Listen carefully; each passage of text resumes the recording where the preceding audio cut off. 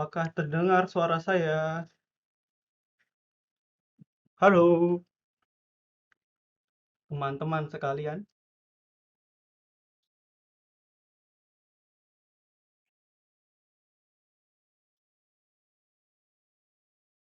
Aman ya? Oke, perkenalan. Oke, jangan lupa nanti kalau mau bertanya bisa ke @rubiagatra hashtagnya livecamid. Kita boleh aja ya. Jadi eh, untuk kali ini kita akan membahas tentang prinsip dasar membuat visualisasi data interaktif. Nah, kata kenal maka tak sayang, saya akan kenalan dulu. Yang pertama, oke, kenalkan nama saya Doni Rubiagatra. Saya cukup aktif di beberapa komunitas yang ada di Surabaya. Saya salah satu co-founder dari Surabaya Python dan juga chairman PyCon tahun lalu. Kemudian saya juga community manager di Data Science Indonesia di Jawa Timur. Dulunya software engineer di Kumparan dan kemudian sekarang saya bekerja sebagai senior software engineer di Zero One Group. Nah, untuk kali ini kita akan punya tiga rencana. Yang satu adalah selalu ketika ketika kita memulai talks, kita akan mempertanyakan kenapa talks ini ada. Yang kedua, kita akan mencoba membahas tentang beberapa prinsip dasar yang bisa kita terapkan ketika kita ingin membuatkan sebuah visualisasi data interaktif. Yang terakhir, kita akan coba membahas macam-macam teknologi apa yang digunakan untuk kita mampu membuat web visualisasi data ini. Untuk itu yang pertama, pertanyaan yang muncul adalah apa sih data visualisasi? Nah, seperti yang kita ketahui sekarang, sekarang zamannya banyak COVID-19. Aku kasih contoh, ini adalah sebuah visualisasi dari New York Times yang dimana spending atau pembelanjaan masyarakat Amerika pada April 2019. Bisa dilihat di sana ternyata terjadi penurunan yang hampir signifikan sampai 100% di sekitaran airlines. Jadi bakal jarang banget yang menggunakan pesawat maupun fitness, nge-gym di luar, movie theaters ataupun baju-baju, fast food dan sebagainya macamnya. Namun di sisi yang lain karena banyak sekali penerapan work from home, social distancing, physical distancing di rumah-rumah, ternyata pembelanjaan yang cukup besar terjadi di video streaming, food delivery, gaming, online groceries, ataupun kayak yang kita lakuin sekarang ini adalah eh, apa namanya, online kelas seperti ini. Nah, jadi sebenarnya apa sih data visualisasi itu? Data visualisasi itu adalah bagaimana kita mampu merepresentasikan sebuah informasi agar didapati dan dipahami secara gampang. Jadi kalau teman-teman sekarang sudah sering mendengar berita banyak tentang COVID-19 dan selalu banyak artikel yang dibaca, untuk memahaminya biasanya lebih gampang kalau kita hanya melihat gambar atau visualisasi. Jadi sederhananya sekali lagi, visualisasi itu hanyalah bagaimana kita merepresentasikan suatu informasi agar dipahamin orang banyak kayak gitu. Nah, yang kedua, mengapa harus melewati kode atau teknologi? Karena saya masih ingat pada waktu dulu, saya masih kuliah, saya, eee, saya belajar dan mengumpulkan tugas itu menggunakan Folio. Jadi pada saat itu saya kuliah statistik, saya harus ada 50 poin data, saya tulis di tabel, saya harus mapping itu satu-satu dan kemudian saya kumpulkan. Jadi, kenapa harus lewat kode dan teknologi? Karena untuk memudahkan kita untuk merepresentasikan datanya. Dan juga kita sebagai kebanyakan yang bermain di bidang teknologi akan merasa sangat bahagia ketika apa yang kita kodein jadi menjadi visualisasi yang cakep atau cantik kayak gitu. Yang ketiga, mengapa harus interaktif? Yang jelas, yang bisa kalian lihat di sini adalah contoh salah satu data interaktif yang dimana di bawahnya ada slider, yang dimana slidernya kalau kalian gerakin semakin ke kanan maka akan ada perubahan di image yang ada di image yang di map Amerikanya. Jadi kegunaannya adalah untuk agar user mampu berinteraksi dan mencari point of view dari sebuah data yang ada. Kemudian yang terakhir mungkin ini mengapa harus web? Saat ini adalah zamannya kita banyak banget penggunaan internet. Bisa dilihat di sini ada dua penggunaan internet, satu melewati websites, dua melewati apps. Jadi terjadi peningkatan signifikan di website. Jadi di Facebook, di Netflix, di YouTube.com itu terjadi peningkatan penggunaan. Bahkan di apps juga seperti itu. Nah, ini memungkinkan kita apa yang kita buat, apa yang kita hasilkan sebagai web interaktif itu akan dilihat banyak orang. Jadi itulah kenapa kegunaan web yang kita sebagai medium untuk membagikan hasil karya kita. Nah, pertanyaannya adalah prinsip dasar apa sih prinsip dasar yang kita harus coba terapkan ketika ingin membuat suatu data visualisasi interaktif? Ada dua. Pertama, saya akan mencoba untuk merepresentasikan ini dari dua sisi. Karena saat ini mungkin banyak banget pekerjaan muncul di bidang data. Misalnya ada orang yang muncul dari sisi bidang data scientist, data analis, itu kurang terhadap pemahaman teknologi. Dan dari sisi teknologi, mungkin dia belum paham bagaimana merepresentasikan data yang baik. Sehingga seharusnya dari kedua belah pihak pun dapat dapat belajar bagaimana merepresentasikan suatu data yang baik, maupun dari level data, dari level engineering kayak gitu. Nah, jadi apa sih prinsip dasar yang pertama? Sederhananya tuh kita yang pikirkan itu sebenarnya bukan perkara library, bukan perkara framework yang digunakan sebenarnya. Yang pertama kita harus utamakan adalah pertanyaan justru. Kenapa kok pertanyaan? Sebenarnya data ini adalah untuk kita mencari sebuah insight atau mencari sebuah jawaban. Makanya sebelum kita menampilkan sesuatu, kita harus mengetahui pertanyaan apa sih yang bisa disampaikan. Dan ketika kita menghadirkan sebuah visualisasi, maka pertanyaan itu akan terjawab. Saya bisa kasih ambil contoh di saat ini adalah misal saya kalau teman-teman belum pernah pada tahu ya, ada website namanya Kaggle. Kalian bisa cari dataset di sana. Itu seperti semacam sosial media kalau teman-teman belajar data science atau machine learning. Di sini ada contoh kompetisi Titanic Machine Learning from Disaster. Jadi kita akan mencoba untuk mengulik pertanyaan yang ada bagaimana sebelum membuat sebuah visualisasi. Nah, misalkan nih contoh, saya punya data di sebelah kiri. Di sebelah kiri itu ada berupa tabel. Saya kasih penjelasan kolomnya, di situ ada tabel passenger ID, survive, 01, 0 berarti tidak survive, 1 itu survive. P kelas itu adalah semacam ekonomi, bisnis ataupun eksekutif. Jadi kelas kalian itu kelas yang termasuk yang mana? Nama, jenis kelamin, eh, umur. SP itu adalah sibling and spouse. Jadi apakah penumpang tersebut bersama dengan saudara ataupun istri atau suami? Parts, jangan parts itu adalah parent dan child. Jadi kalau punya anak atau punya orang tua, apakah dia lagi bersama? Tiket, fare itu adalah harga tiketnya, cabin dia pakai cabin mana, embarked adalah embarkasinya dari mana. Saya lupa secara detail C dan Q itu dari mana, tapi S itu kalau tidak salah dari Southampton. Nah, dari sini sebenarnya sebelum kita tahu-tahu atau ujuk-ujuk bikin web aplikasinya, kita harus sebenarnya bisa mencari sebuah pertanyaan dari sebuah data yang ada. Satu, misalnya nih, berapa banyak rasio yang meninggal atau selamat berdasarkan jenis kelamin atau umur atau harga tiket. Jadi bisa nggak apa sih bisa nggak kita membandingkan itu? Siapa tahu ketika kita melihat film yang dulu ya, dari kalau nggak salah ini film tahun 90-an, itu data yang ditampilkan apakah film itu berdasarkan data yang ada gitu. Dan yang terakhir ini kayaknya iseng banget pertanyaannya, apakah menjadi jomblo saat kejadian Titanic akan membuat rasio bertahan kalian meningkat? Nah, pertanyaan ini yang kita akan jawab di prinsip yang selanjutnya.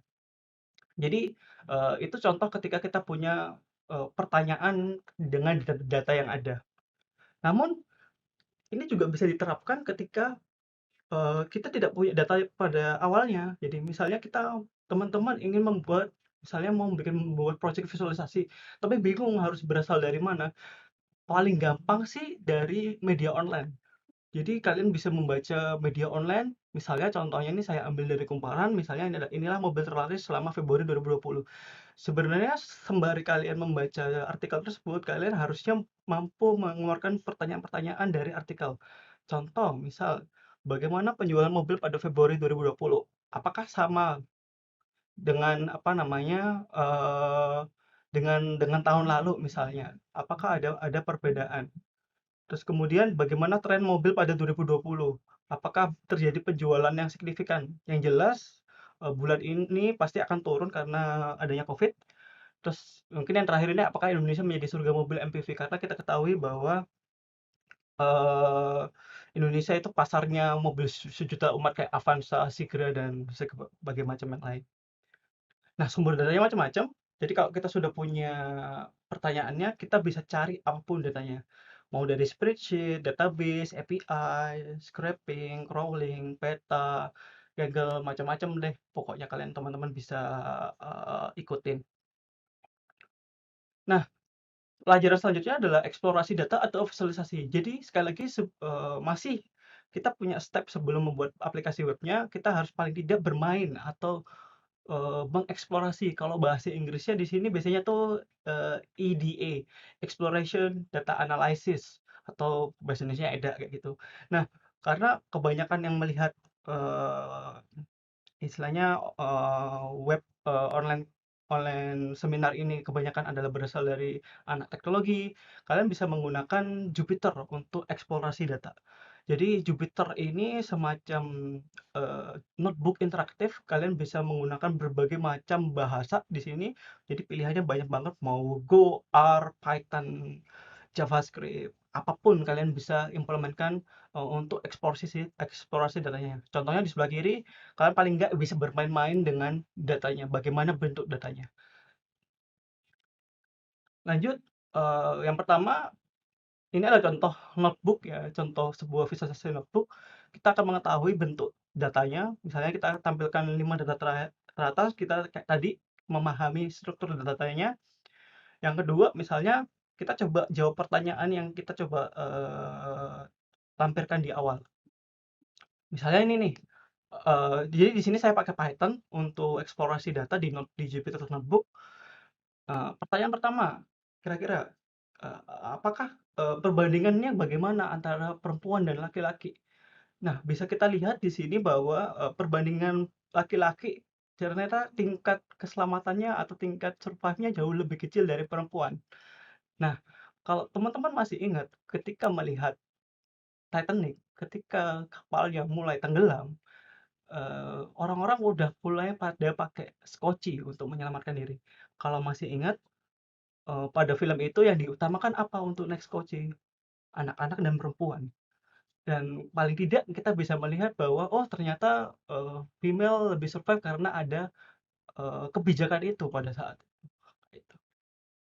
Kedua, apakah, tiket yang kalian beli sesuai kelas itu akan berpengaruh terhadap tingkat, survive kalian? Ternyata sekali lagi ketika kalian kaya dan mampu membeli tiket yang kelas satu, kalian akan punya peluang lebih tinggi daripada kalian tiket ekonomi, kayak gitu. Jadi memang untuk menjadi sehat, untuk menjadi selamat, ternyata butuh uang gitu untuk menghadapi permasalahan ini. Lanjut, kita bisa karena kalau tadi sebelumnya kita bisa lihat, ada data yang apa namanya, berdasarkan umur, sebenarnya kita bisa bikin kategori karena kan umurnya macam-macam ya. Kita bisa kategori di sini, eee, kalian bisa lihat, di sini saya bisa klasifikasi bahwa yang muda, itu kurang dari 21, 25, yang adult itu dari 21, 25 sampai 38, dan yang lainnya senior. Jadi, apa namanya, saya ambil dari satu angkanya kita ambil dari kuantil. Nah, kuantil ini apa? Eee, ini kayak kita jadi lokasi data di 25% pertama, di 75% datanya adalah 38 dan 90% data akhir itu adalah 50. Jadi saya penggolongannya menggunakan kuantil. Ini contohnya, jadi ternyata tingkat survive-nya jelas apa namanya ketika perhitungannya jumlah adult di sini ternyata lebih banyak yang survive juga lebih banyak yang tidak survive. Jadi paling tidak kita bisa tahu yang paling apa namanya jumlah yang paling sedikit bisa dilihat dari perbandingan antara dia survive atau tidak. Nah, eh selanjutnya ini adalah pertanyaan, apakah kalian jomblo itu mempengaruhi kalian selamat atau tidak di Titanic? Kalau masih ingat tadi ada dua kolom. Yang pertama adalah kolom sibling spouse, jadi dia bersama berapa orang suami istri maupun saudara ditambah dengan parent dan child. Kalau dia sama dengan non berarti dia sendiri. Nah, setelah itu kita bikin satu kolom, kemudian kita plotkan coba ternyata kalau kamu sendiri, kalau kamu jomblo di sana, kamu tidak akan selamat. Peluang selamatmu akan lebih kecil daripada yang tidak jomblo ataupun bersama keluarga. Jadi sudah jomblo, nggak selamat lagi, kasihan banget. Jadi kaum kaum jomblo pada saat Titanic itu. Yang terakhir, jadi setelah kita ada pertanyaan, setelah kita ada coba eksplorasi datanya, paling enggak kita bisa membuat sketsa apa sih, gimana sih kita mau kayak gimana sih struktur tempat datanya kayak gimana. Kalian bisa menggunakan kertas, pensil, kalau kalian anak desain, anak UI UX biasanya illustration, InDesign, Figma, apapun itu kalian bisa tampilkan atau desain. Dan biasanya halaman awal merupakan pesan yang ingin kalian sampaikan. Jadi ketika kalian buka websitenya, kalian ingin apa namanya menunjukkan ini loh bahwa kita seperti ini kayak gitu. Bahwa yang ingin data yang ditampilkan seperti ini kayak gitu. Kemudian ada dua juga. Jadi setelah kita ngomong dari kacamata data, kita akan coba ngobrol dari kacamata teknologi. Ada dua. Yang pertama adalah perangkat analitik yang sudah tersedia. Yang kedua adalah kalian buat sendiri dengan bahasa pemrograman kesukaan kalian. Tadi kalau teman-teman lihat di materi awal, Mas Arya menggunakan Metabase. Daripada kalian harus ribet-ribet bikin page admin sendiri, Mas Arya menggunakan Metabase untuk visualisasi datanya. Dan Metabase ini kayaknya digunakan sama Gojek, kalau tidak salah. Kemudian Redis ini Metabase terbuat dari Clojure. Kalau Redis dari Python, jadi tinggal pakai aja untuk visualisasi datanya.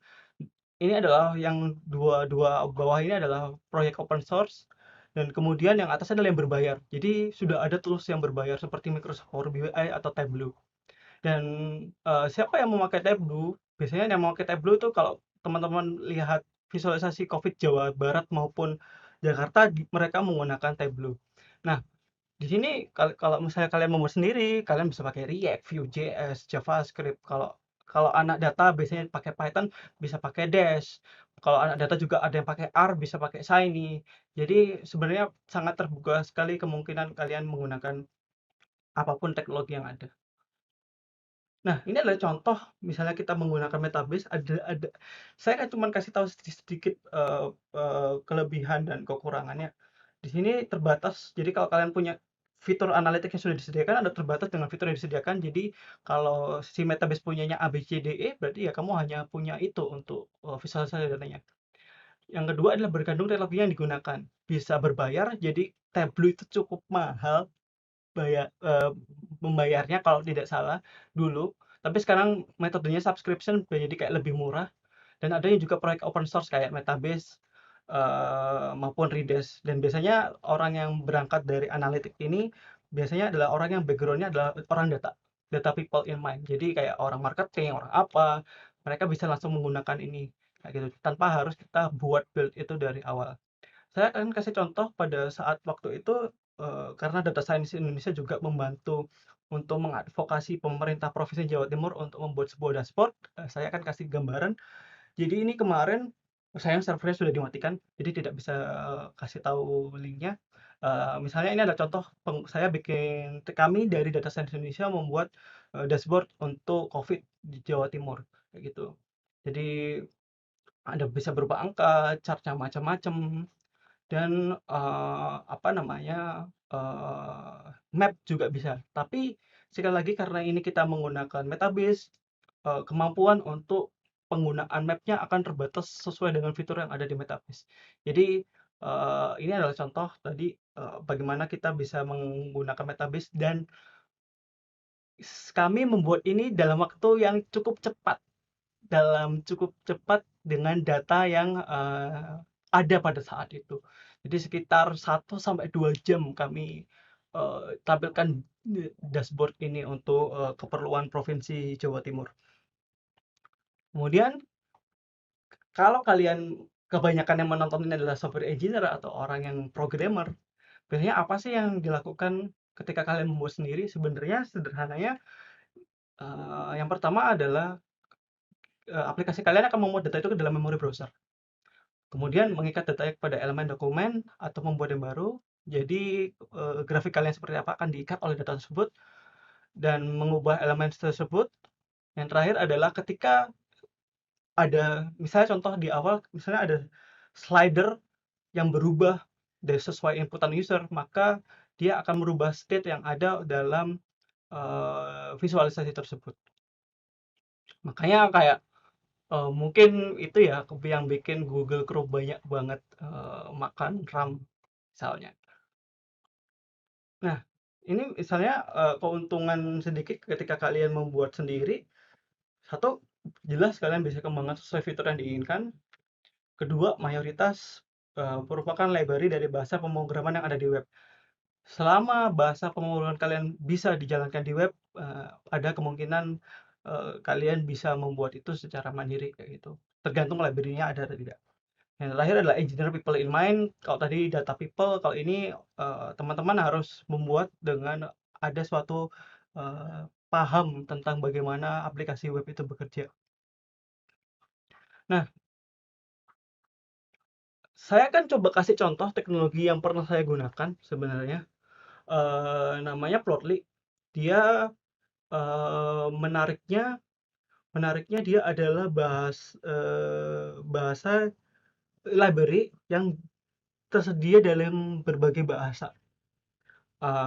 Ada di JavaScript, ada di Python, ada di R kalau nggak salah ada. Dan ini adalah contoh bagaimana kalian bisa mengintegrasikan Plotly di dalam React. Jadi ini mungkin kayak starter, bagaimana kalian belajar membuat sebuah React komponen, kayak kalian inputkan datanya, X dan Y-nya, tipe tipe grafiknya apa, kemudian apakah ada markernya, color-nya apa, tipenya juga apa, kemudian layout-nya kalian bisa kayak, atur sendiri lah. Kalian bisa buat komponen dan kemudian mengkompos komponen tersebut. Nah, kalau saya terbiasa, menggunakan saya ambil contoh ini adalah, dashboard yang dibuat dari mungkin berapa line of code saya lupa. Ini jadi Dash, jadi dibuat oleh Plotly. Jadi dia yang menarik ini adalah sebuah framework untuk bagaimana teman-teman membuat, visualisasi data interaktif dengan menggunakan Python. Dan yang menarik ketika kita menggunakan Dash ini dibuat, dengan library bernama Flash di Python yang menggunakan React juga. Jadi kita kayak membuat komponennya di dalam Python, tapi dia bisa menghasilkan sebuah React komponen di web kayak gitu. Jadi berbahagialah bagi orang data atau orang yang anak Python, paling tidak, eee eee, walaupun mereka belum belajar JavaScript, mereka bisa bikin aplikasi web secara interaktif menggunakan Dash. Jadi, apa namanya, ini adalah, contohnya secara interaktifnya di sebelah kanan, bagaimana kita mengupdate grafnya ketika memilih, saham dari Coca-Cola, Tesla, maupun, Apple. Yang membuat ini kenapa kok, sangat bermanfaat bagi teman-teman data, karena ini akan terintegrasi dengan ekosistem dari data science yang ada di Python. Karena menurut saya Python saat ini adalah ekosistem data science machine learning terbesar di dalam suatu bahasa pemrograman. Belum ada yang bisa mengalahkan Python untuk ekosistem tersebut. Sehingga ketika kalian mau memanipulasi data sebelum dimasukkan ke Dash, kalian akan sangat nyaman karena bisa terintegrasi dengan Pandas, numerical Python, apapun yang sudah ada di Python.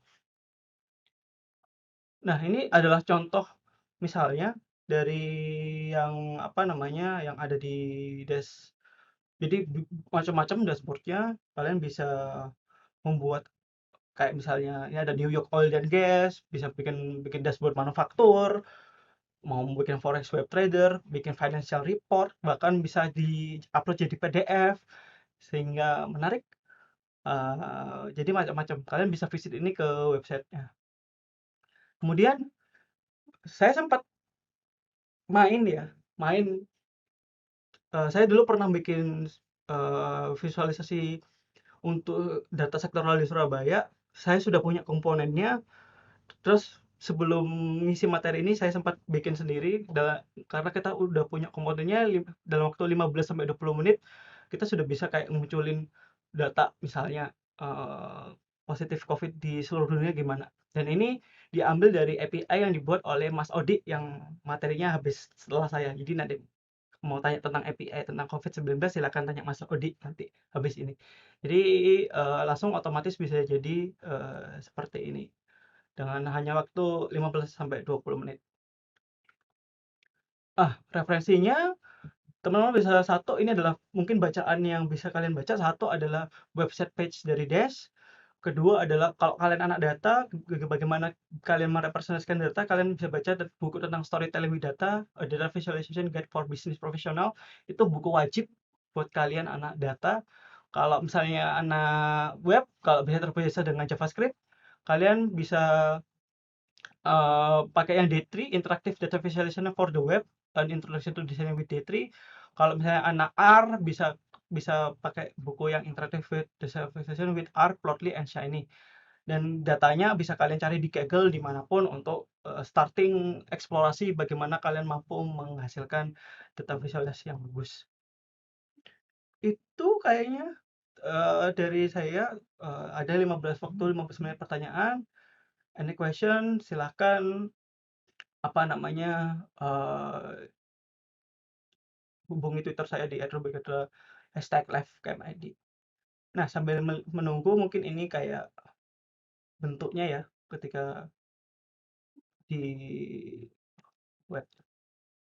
Jadi kalian bisa zoom, kalian bisa interaktif, kalian bisa zoom, kalian bisa zoom out. Dan semua ini bisa kalian custom kayak gitu. Kalau ini dihapus, dia akan tidak akan keluar. Kalau dipilih, datanya akan keluar. Kayak gitu. Oke, saatnya melihat pertanyaan. Sambil melihat pertanyaan. Sebentar. Oh,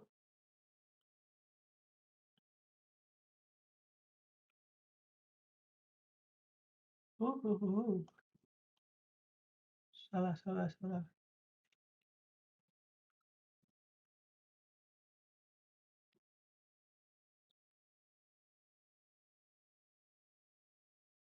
Ada Q&A. Oke.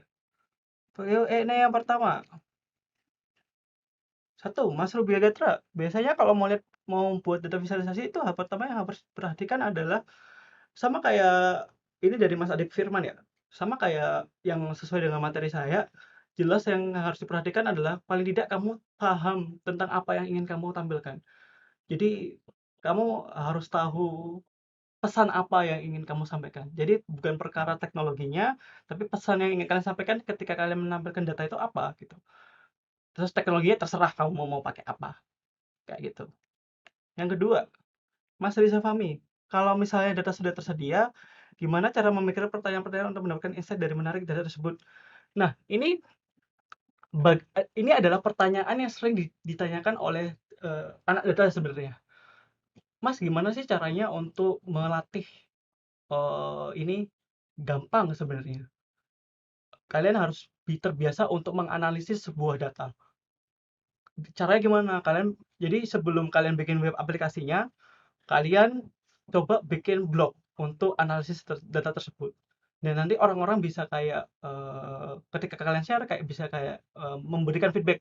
Gimana sih hasil kalian gimana secara gimana. Jadi memang tidak ada cara yang gampang untuk apa namanya mencari insight menarik selain dengan cara untuk mencoba secara terus-menerus, karena ini sesuatu yang tidak pernah diajarkan di perkuliahan, namun kalian harus coba sendiri-sendiri. Lanjut ke tiga. Mas Rubiagatra, tadi kuantil mirip-mirip sama persentil ya? Apa bedanya persentil sama persentil? Sama sih sebenarnya. Jadi kayak kuantil itu kayak dia lebih ke arah 025 75 gitu doang sih. Jadi istilahnya lokasi datanya di sebelah mana. Saya nggak tahu kalau di Python library-nya ada metode persentil, saya lupa. Tapi itu salah satu cara untuk kita mencari posisi data itu di sebelah mana melalui metode kuantil di Python. Lanjut. Wah, ini. Bagi dong tips dan trik mengembed Jupyter Notebook di landing page website yang berbasis Bootstrap 4. Wah, ini nih. Kalau tidak eh ini sepahaman saya ya. Ini sepahaman saya ketika apa namanya mengerti tentang Jupyter. Jadi kalau Jupyter itu dia punya server sendiri. Jadi kalian bisa nge-host Jupyter Notebook itu apa namanya Jupyter Notebook itu ke dalam server kalian. Tapi saya tidak mengetahui apakah bisa di-embed kayak gitu. Jadi kalian bisa bikin dashboard di Jupyter Notebook, tapi saya tidak tahu kalau apakah bisa sesuatu itu di-embed ke aplikasi. Namun saya pernah coba pakai Metabase. Jadi yang tadi sudah tersedia itu kita dengan tools yang ada kalian bisa bikin iframe di sana. Jadi saya pernah coba untuk menggabungkan Metabase dengan aplikasi misalnya mau Laravel, mau apapun. Jadi kalian punya visualisasi, kalian bisa embed itu melalui iframe ke ke aplikasi yang ada. Nah, saya coba lihat Twitter dulu sekalian sambil menunggu. Sambil kita coba lihat yang lain di sini. Jadi kalian bisa bikin dashboard yang berupa apa namanya training data. Di sini tentang akurasi, ini tentang deep learning, manufacturing dashboard. Jadi daripada ribet-ribet beli mahal karena harga manufacturing mahal, kalian bisa bikin untuk klien kalian kayak gitu. Nah, kita coba ini bisa. Oh, ini ya New York Oil Gas. Jadi banyak banget. Kita coba lanjut lagi ke kita lihat Twitter.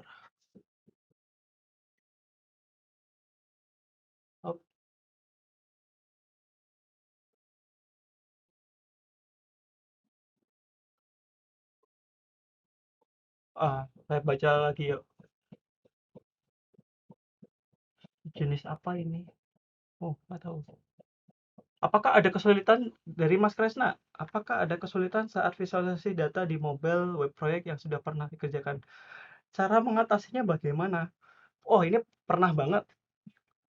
Permasalahannya itu adalah ketika kalian bekerja dalam suatu instansi yang tidak memiliki data yang pasti. Jadi datanya dari Excel gitu ya, macam-macam, worksheet-nya banyak, kalian harus coba untuk merepresentasikan itu ke dalam.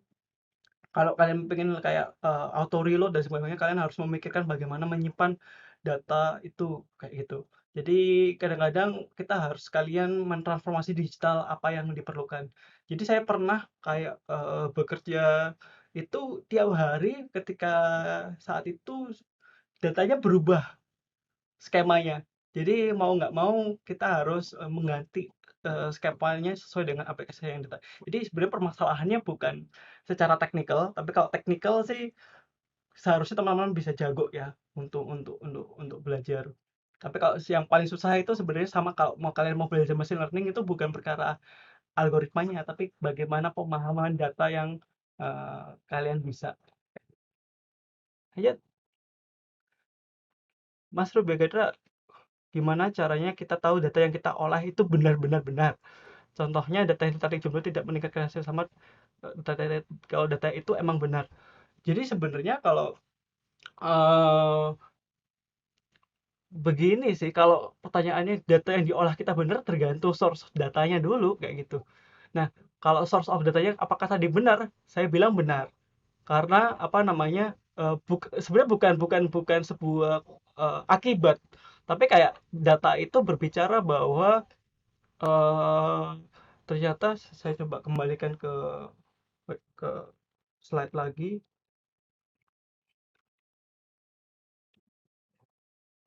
Eh,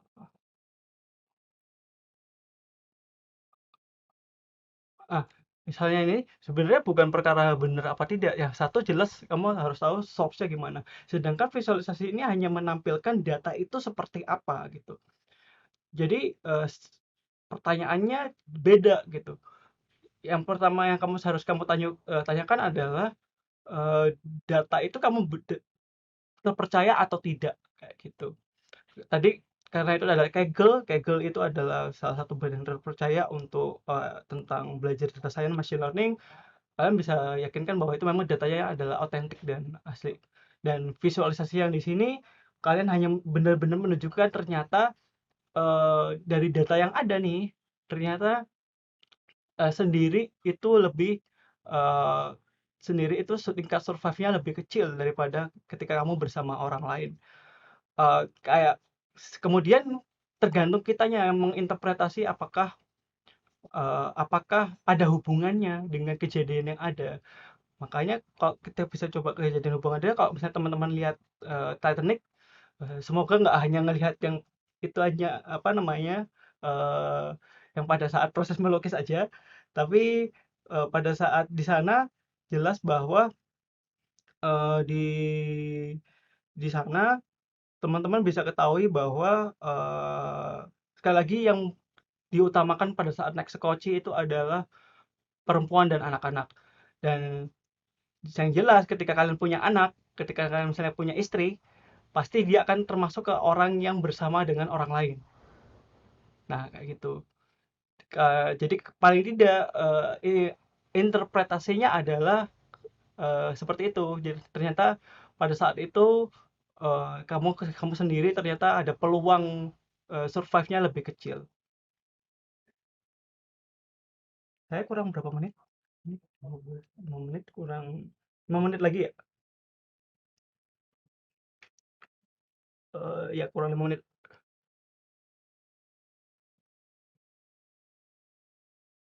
Masih ada lagi pertanyaan? Kita bisa ekspor Jupyter jadi static HTML, tapi aku kurang bisa interaktif. Nah, itu aku belum pernah coba untuk eksplorasi di Jupyter notebooknya sendiri. Nah, itu kayaknya bikin balik.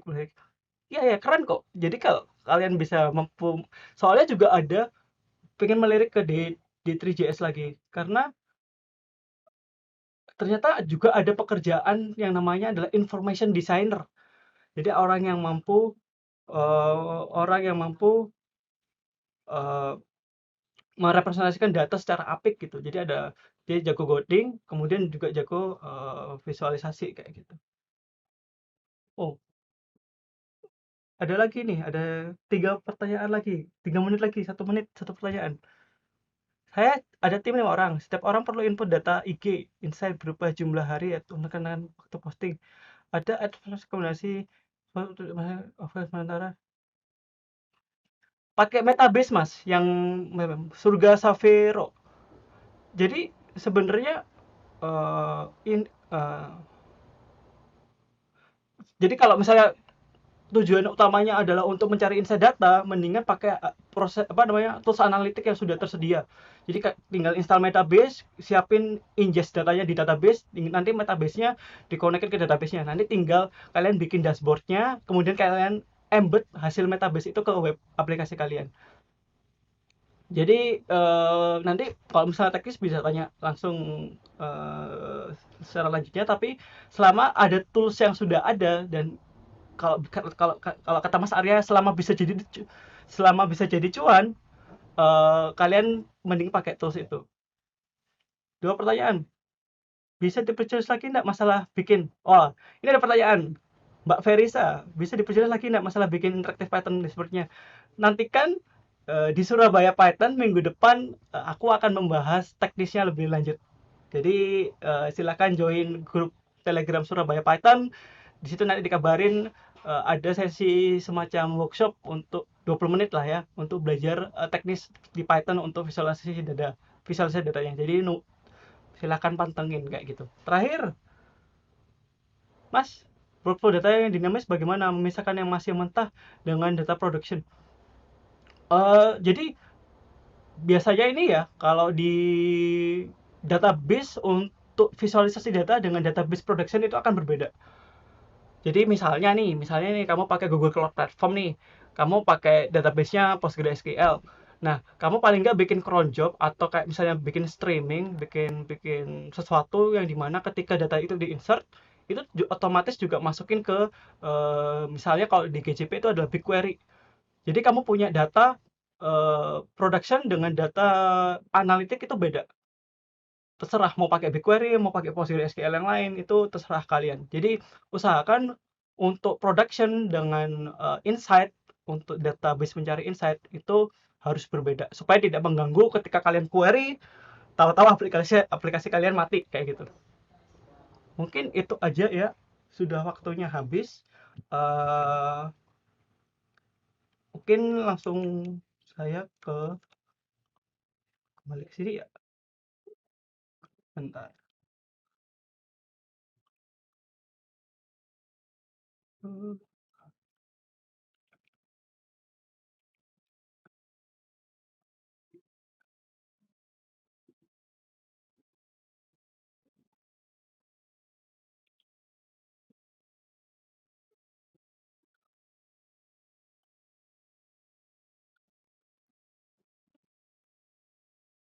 Oh ya, untuk selanjutnya ini adalah Mas Odi.